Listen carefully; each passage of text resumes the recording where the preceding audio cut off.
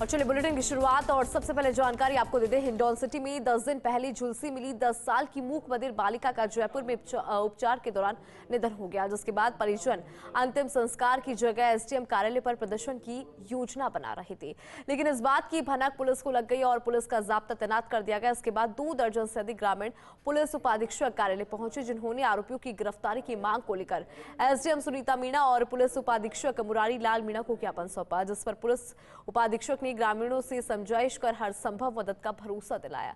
उसके बाद ग्रामीण शव का अंतिम संस्कार के लिए मान गए। वहीं परिजनों की ओर से सौंपे गए ज्ञापन में आरोप लगाया कि अज्ञात बदमाशों ने दुष्कर्म के बाद ज्वलनशील पदार्थ से उसको जलाया। अब खबर टोंक से है, जहां जिला स्वास्थ्य अधिकारी डॉक्टर अशोक यादव, जिला खाद्य सुरक्षा अधिकारी सत्यनारायण गुर्जर ने निवाई पहुंचकर कच्ची घानी सरसों का 5276 लीटर सीज कराया। आपको बता दें कि निवाई से जुलाई रोड स्थित महेंद्र इंडस्ट्रीज से जयपुर मुहाना अनाज मंडी में जयपुर फूड कमिश्नर की टीम ने 6683 लीटर कच्ची घानी का सरसों का तेल सीज किया है, जिसकी सूचना कमिश्नर ने तुरंत ही जिला स्वास्थ्य अधिकारी डॉक्टर अशोक यादव, जिला खाद्य सुरक्षा अधिकारी सत्यनारायण गुर्जर को दी।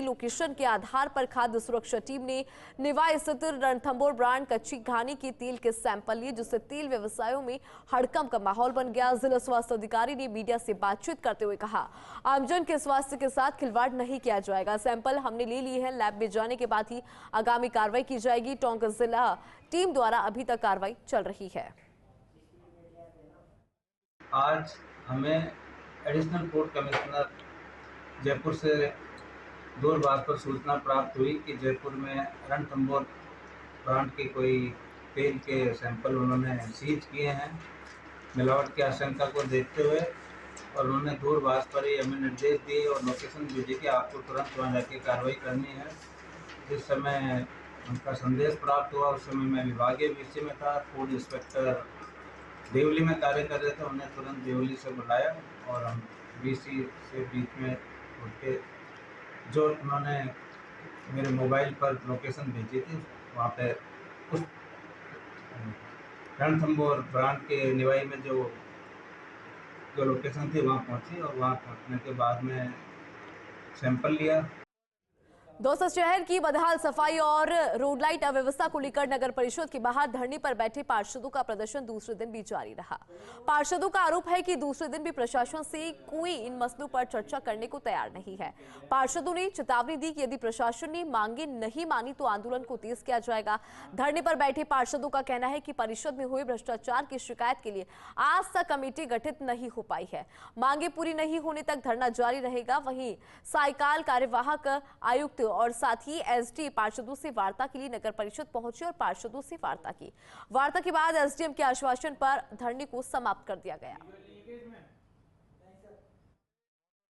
दूसरा दिन है, हम सीएमओ ऑफिस में मिले थे 15 दिन पहले और माननीय मंत्री हरलाल सिंह जी खर्रा से मिले थे और उनको एक ज्ञापन दिया था। उसमें मांग थी हमारी भ्रष्टाचार के बारे में। दौसा नगर पालिका में सभी क्षेत्र में भ्रष्टाचार है, निर्माण में देख लो, बिजली में देख लो, सफाई में देख लो, और यूनिपोल का मामला है उसमें देख लो। सब हर क्षेत्र में कोई सी भी फाइल उठा के देखो, सब भ्रष्टाचार है। पट्टे फर्जी हैं और जो भी यूनिपोल लगाए हैं वो भी फर्जी काम हो रहा है, उसमें भ्रष्टाचार है।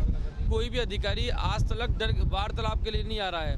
वो इसलिए नहीं आ रहा कि कहीं ना कहीं भ्रष्टाचार में वो लोग भी लिप्त है, इस वजह से वार्तालाप के लिए नहीं आ रहे हैं। हम यहाँ पर धरने पर बैठे हुए हैं, प्रशासन को अवगत है, पता है, सरकार को भी अवगत करा रखा है, लेकिन डर के मारे और भ्रष्टाचार की दबाव की वजह से वो हमारे पास में वार्तालाप के नहीं आ रहे हैं। और हम भी ये कहना चाहते हैं मीडिया के माध्यम से, जब तक हमारी मांग पूरी नहीं होगी, जब तक हम धरने पर बैठे रहेंगे, और अगर मजबूरन हमें आंदोलन भी बड़ा करना पड़ा तो रोड जाम करेंगे, पानी की टंकी पे चढ़ेंगे।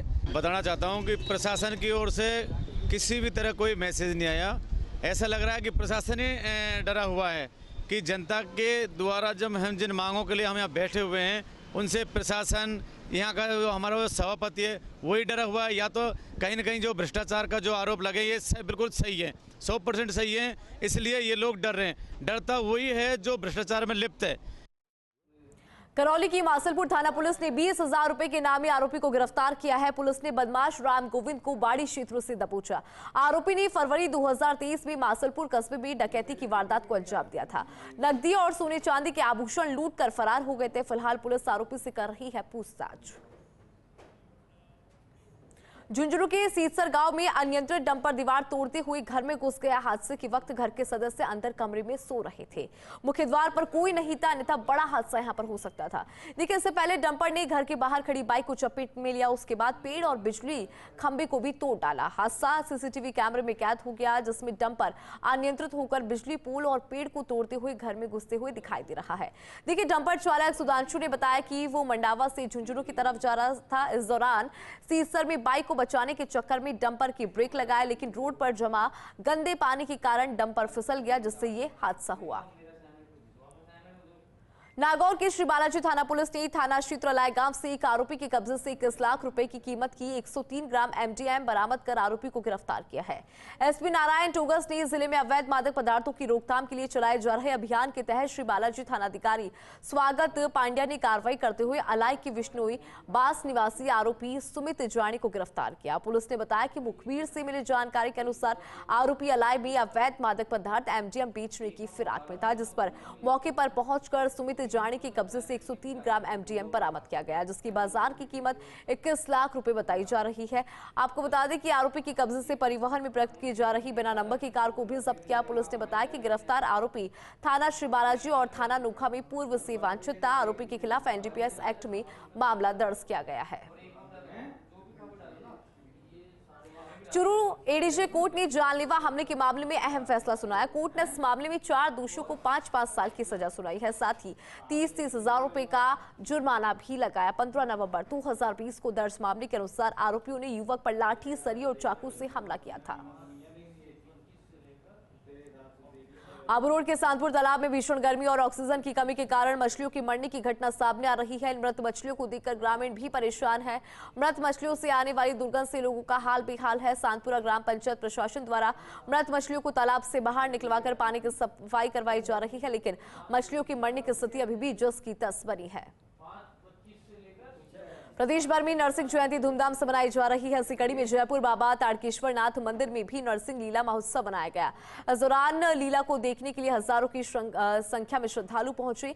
इस दौरान उनकी झलक पाने के लिए दोनों तरफ से लोग मौजूद नजर आए। मान्यता है कि इस दिन भगवान विष्णु ने हिरण्यकश्यप का वध करने के लिए नरसिंह का अवतार लिया और उसका वध कर भक्त प्रहलाद की रक्षा की। आपको बता दें कि नरसिंह अवतार भगवान विष्णु का चौथा अवतार है। बाबा ताड़केश्वर नाथ, बाबा विश्वेश्वर नाथ की नरसिंह लीला है, जो बैस परिवार के द्वारा जयपुर नहीं स्थापित हुआ था, उससे पहले ये मंदिर है। उसके बाद में राजा महाराजा जो हैं उनके हम कुलगुरु रहे हुए हैं। तो कुलगुरु रहने की वजह से राजा महाराजाओं ने इस मंदिर की स्थापना नहीं की और मतलब यहाँ की सेवा, मतलब जो ये मतलब पूजा जीर्णोद्धार मतलब वो करवाया। तो ये प्राचीन नरसिंह लीला है। यहाँ पे जो राजस्थान में क्या भारतवर्ष में भी ऐसे मुखटे नहीं है, इसका वर्णन नहीं किया जा सकता। भगवान भोलेनाथ ताड़केश्वर नाथ मंदिर के सामने बाबा नरसिंह भगवान खंबा फाड़ के प्रकट होते हैं और भगवान सैकड़ों भक्तों को दर्शन देते हैं और उनकी मनोकामना पूरी होती है। कोटा में आज नरसिंह जयंती धूमधाम के साथ मनाई गई। अग्रवाल मोमिया पंचायत की तरफ से शहर की रामपुरा चौक में अत्याचारी हिरण्यकश्यप के पुतले का वध किया गया। करीब 15 फीट के इस पुतले के वध की परंपरा यहां दशकों पुरानी है। इसके साथ ही लोगों ने भगवान नरसिंह के अवतार, उनके द्वारा की गई भक्त प्रहलाद की रक्षा सहित नरसिंह अवतार की कई लीलाओं को याद किया। इस मौके पर आयोजित समारोह में कई आकर्षक झांकियां भी शामिल रही, जो खासतौर पर आकर्षण का केंद्र रही। अत्याचार ज्यादा हो गए थे जब उनने प्रहलाद को मारने के लिए कहीं भी तरीके अपनाए। आखिर में प्रहलाद ने अपना भगवान का ध्यान नहीं छोड़ा और उसकी वजह से उनको भगवान के एक दिन खंबा फाड़ के प्रकट होना पड़ा और उनका वध किया। बिल्कुल निश्चित रूप से शास्त्रों में भी कहा गया है कि जब जब पाप बढ़ते हैं कलयुग में भी निश्चित रूप से भगवान अवतार लेंगे, ऐसा मेरा मानना है। और मैं तो मानता हूँ कि मोदी जी जो हमारे प्रधानमंत्री हैं दुनिया में अवतार बन के हैं, ऐसा मेरा मानना है। और निश्चित रूप से विश्व का कल्याण करेंगे और भारत का नाम पूरे विश्व में। प्रदेश में बिजली आपूर्ति की दिक्कतों को लेकर मुख्यमंत्री भज्जूलाल शर्मा के निर्देश के बाद ऊर्जा महकमा एक्शन मोड में नजर आया। लंबी छुट्टी से लौटी एसीएस ऊर्जा आलोक ने विद्युत भवन में आला अधिकारियों की बैठक बुलाई और बिजली की उपलब्धता और डिमांड सहित अन्य मुद्दों पर चर्चा की। देखिए, उपभोक्ताओं को निर्बाध बिजली सुनिश्चित करने के यहाँ पर निर्देश दिए। उन्होंने कहा कि फील्ड में कार्यरत अभियंता ग्रिड सब स्टेशन का नियमित दौरा करें। इस दौरे में वो जीएसएस वार बिजली की उपलब्धता और आपूर्ति की स्थिति, इसके अलावा चीजत, मेंटेनेंस और उपकरणों की गहन जांच करें। एसीएस आलोक ने कहा कि आमजन को निर्बाध बिजली की आपूर्ति सुनिश्चित होनी चाहिए। उपभोक्ताओं को मांग के अनुरूप एक्सचेंज से बिजली खरीद कर भी आपूर्ति करने में कोई कमी नहीं छोड़ी जाए। इसके अलावा सेफ्टी इक्विपमेंट्स का उपयोग करते हुए जो सुधार के कार्य हैं वो यहां पर किए जाएं। और देखिए, बैठक में अध्यक्ष डिस्कॉम भानुप्रकाश ईटुरू, इसके अलावा अजमेर डिस्कॉम के एमडी केपी वर्मा, तीनों डिस्काउंट्स और प्रसारण निगम के निदेशक, मुख्य अभियंता, मुख्य लेखा नियंत्रक, साथी अधीक्षण अभियंता और अन्य वरिष्ठ अधिकारी मौजूद रहे। केंद्रीय गृह मंत्री अमित शाह ने दिल्ली दक्षिण लोकसभा क्षेत्र में रोड शो किया। इस दौरान भाजपा नेता अशोक परनामी भी रोड शो में उनके साथ में नजर आए। अशोक परनामी ने अमित शाह से मुलाकात की। इसके अलावा उन्होंने गोवा के मुख्यमंत्री प्रमोद सावंत से भी मुलाकात की। दोनों के बीच दिल्ली लोकसभा क्षेत्रों से जुड़े संगठनात्मक मसलों पर भी चर्चा हुई। जयपुर वासियों की पसंद बनी राष्ट्रीय सहकार मसाला मेला 2024 में मसालों की जमकर खरीदारी हो रही है। यहां 2 दिन में करीब 30 लाख रुपए के मसालों सहित अन्य सामग्रियों की बिक्री हो चुकी है। जवाहर कला केंद्र में 19 मई से आयोजित ये मेला 28 मई तक चलेगा। ये जानकारी उपभोक्ता संघ की प्रबंध निदेशक शिल्पी पांडे ने दी है। उन्होंने बताया कि मेले में जयपुर वासी बड़ी मात्रा में अपनी आवश्यकता के अनुसार साबुत और पिसे हुए मसालों की खरीद कर रही हैं। मेले में बुधवार को जयपुर खंड की ओर से सांस्कृतिक कार्यक्रम का आयोजन होगा। जयपुर के आमेर के कुंडा स्थित हाथी गांव में वन विभाग की ओर से 2 दिवसीय हाथी स्वास्थ्य जांच शिविर संपन्न हुआ है। हाथी गांव के 74 हाथियों में से पहले दिन 44 और आज 30 हाथियों का स्वास्थ्य परीक्षण किया गया। शिविर में हाथियों की ब्लड सैंपल, आंखों की जांच, हार्ट बीट सहित बॉडी की जांच भी की गई। और देखिए, स्वास्थ्य परीक्षण होने के बाद हाथियों को फिट और अनफिट होने का सर्टिफिकेट भी प्रोवाइड किया गया। वन विभाग और पशु चिकित्सालय की ओर से वरिष्ठ पशु चिकित्सक की मेडिकल टीम ने हाथियों का स्वास्थ्य परीक्षण किया। स्वास्थ्य परीक्षण में हाथियों में टीबी, त्वचा में संक्रमण, पेट में कीड़ों की समस्याओं का भी परीक्षण हुआ। 3 पशु चिकित्सकों की टीम ने सभी हाथियों का स्वास्थ्य परीक्षण किया। इसके साथ ही हाथी मालिकों को हाथियों की देखरेख संबंधित ट्रेनिंग भी दी गई ताकि हाथियों के स्वास्थ्य का भी ध्यान रखा जा सके। वन विभाग की ओर से हाथी मालिक और महावतों को हाथियों की देखभाल और उनके स्वास्थ्य को मेंटेन रखने संबंधित जानकारियां भी दी गई। इसके साथ ही हाथियों के खानपान, हाथियों की दिनचर्या और नहाने के बारे में बताया। इसके साथ ही हाथियों की बीमार होने पर उनकी पहचान करने के तरीके भी बताए। वन विभाग और पशुपालन विभाग की ओर से साल में 2 बार हाथियों का स्वास्थ्य परीक्षण किया जाता है। कलेक्ट्रेट सभागार में जयपुर ग्रामीण और दूदू जिले के राजस्व अधिकारियों की बैठक का आयोजन किया गया। बैठक में औद्योगिक प्रयोजनार्थ भू संपरिवर्तन, साथ ही नामांतरण और सीमा ज्ञान, कुरीजात, पत्थरगड़ी सहित सभी तरह के लंबित राजस्व प्रकरणों की समीक्षा की गई। कलेक्टर प्रकाश राज पुरोहित ने राजस्व अधिकारियों को संबोधित करते हुए कहा कि जिले में भू आवंटन, उन्होंने अधिकारियों को राजस्व संबंधित सभी प्रकरणों को त्वरित गति से निस्तारित करने के निर्देश दिए ताकि आमजन को जल्द से जल्द राहत मिल सके। उन्होंने कहा कि जिले में राजस्व अधिकारी भू रूपांतरण सहित राजस्व से संबंधित सभी प्रकार के प्रकरणों को प्राथमिकता से निस्तारण करें ताकि आमजन को जल्द से जल्द इससे राहत मिल सके। राजपुरोहित ने गर्मियों में आमजन को निर्बाध पेयजल आपूर्ति सुनिश्चित करने सहित अन्य समस्याओं का त्वरित निस्तारण करने का भी निर्देश दिया। बैठक में अतिरिक्त जिला कलेक्टर सुरेश कुमार नवल, अतिरिक्त जिला कलेक्टर राजकुमार कसवा, अतिरिक्त जिला कलेक्टर सुमन पवार, अतिरिक्त जिला कलेक्टर दूदू गोपाल परिहार सहित जयपुर ग्रामीण एवं दूदू जिले के समस्त उपखंड अधिकारी, तहसीलदार सहित अन्य राजस्व अधिकारी और संबंधित विभाग के जिला स्तरीय अधिकारी भी मौजूद रहे।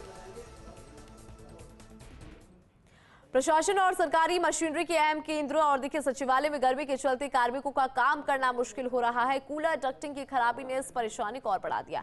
लाइब्रेरी भवन में कार्मिक विभाग की अकाउंट शाखा में इस परेशानी के चलते कर्मचारियों का कार्य बहिष्कार करना पड़ा। भरे पसीने में काम करने की लाचारी के चलते इस शाखा के कर्मचारी अपना काम छोड़कर बाहर निकल गए और इसके चलते 3 घंटे तक काम रुक गया। देखिए, 3 घंटे बाद पीडब्ल्यूडी ने जब डक्टिंग शुरू की तब कर्मचारियों ने अपनी अपनी टेबल का काम संभाला। दूसरी ओर एक जगह इस मर्ज का इलाज तो हो गया, लेकिन एसएसओ खाद्य भवन और मुख्य भवन के अलग अलग अनुभागों में कूलर डक्टिंग बंद होने की परेशानी जारी है। ऐसे में इन भवनों के अहम महकमों में काम प्रभावित हो रहा है और कर्मचारियों का ये कहना है कि उन्हें भी इस परेशानी के चलते कार्य बहिष्कार जैसा कदम उठाना पड़ सकता है।